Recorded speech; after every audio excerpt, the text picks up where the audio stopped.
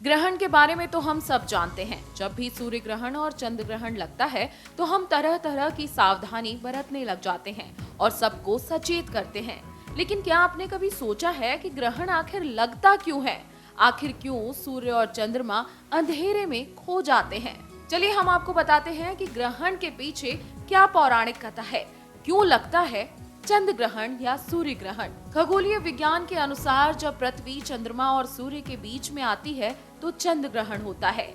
जब सूर्य व चंद्रमा के बीच में पृथ्वी इस प्रकार से आ जाए जिससे चंद्रमा का पूरा या आंशिक भाग ढक जाए और सूर्य की किरणें चंद्रमा तक ना पहुँचे, ऐसी स्थिति में चंद्र ग्रहण होता है। पौराणिक कथा क्या कहती है ग्रहण के बारे में, चलिए जान लेते हैं। शास्त्रों में समुद्र मंथन का वर्णन मिलता है। समुद्र मंथन के दौरान देवता और असुरों के बीच कई विवाद हुए थे।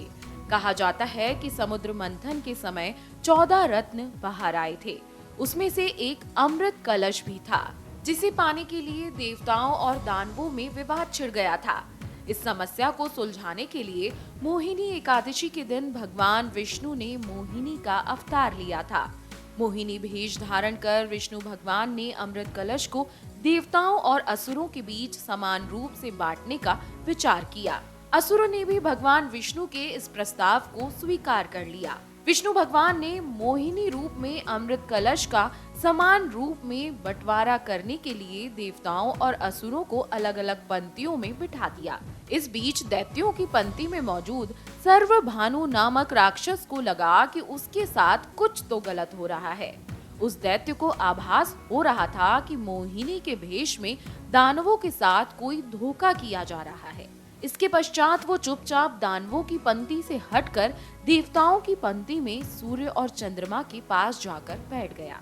जैसे ही सर्वभानु के हाथ अमृत पान लगा, सूर्य और चंद्रमा देव ने उसे पहचान लिया। इसकी सूचना देवों ने विष्णु भगवान को तुरंत दी। यह सुनते ही विष्णु भगवान को क्रोध आ गया और उन्होंने सुदर्शन चक्र से दैत्य सर्वभानु का गला काट दिया। सुदर्शन चक्र जब तक सर्वभानु का गला काट पाता, उससे पहले ही उसके गले से अमृत नीचे उतर गया था। इससे उसकी मृत्यु नहीं हुई, परंतु उसका शरीर 2 भागों में बट गया। सिर वाला भाग राहु और धड़ वाला भाग केतु के नाम से जाना गया। तभी से राहु केतु सूर्य चंद्रमा को अपना शत्रु मानते हैं और पूर्णिमा के दिन चंद्रमा को ग्रस लेते हैं। इसी वजह से चंद्र ग्रहण लगता है। स्कंद पुराण में अवंती खंड के अनुसार उज्जैन राहु और केतु की जन्मभूमि है। सूर्य और चंद्रमा को ग्रहण का दंश देने वाले ये दोनों छाया ग्रह उज्जैन में ही जन्मे थे। अवंती खंड की कथा के अनुसार समुद्र मंथन से निकले अमृत का वितरण महाकाल वन में हुआ था। भगवान विष्णु ने यहीं पर मोहिनी रूप धारण कर देवताओं को अमृत पान कराया था। राहु और केतु को ज्योतिष में छाया ग्रह कहा जाता है। कुछ ज्योतिष इन्हें रहस्यवादी ग्रह मानते हैं। यदि किसी की कुंडली में राहु और केतु गलत स्थान पर हो तो उसके जीवन में भूचाल आ जाता है। ये इतने प्रभावशाली हैं कि सूर्य और चंद्रमा पर ग्रहण भी इनके कारण ही लगता है।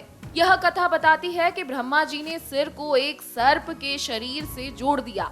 यह शरीर ही राहु कहलाया और इसके धड़ को सर्प के शरीर से जोड़ दिया गया, जो केतु कहलाया। पौराणिक कथाओं के अनुसार सूर्य और चंद्रमा देवता द्वारा सर्वभानु की पोल खोले जाने के कारण राहु इन दोनों देवों का बैरी हो गया। तभी से यह चंद्र और सूर्य पर ग्रहण लगाने लगा। अगर आपको हमारा ये वीडियो पसंद आया हो तो हमारे चैनल जीवांजलि को सब्सक्राइब करें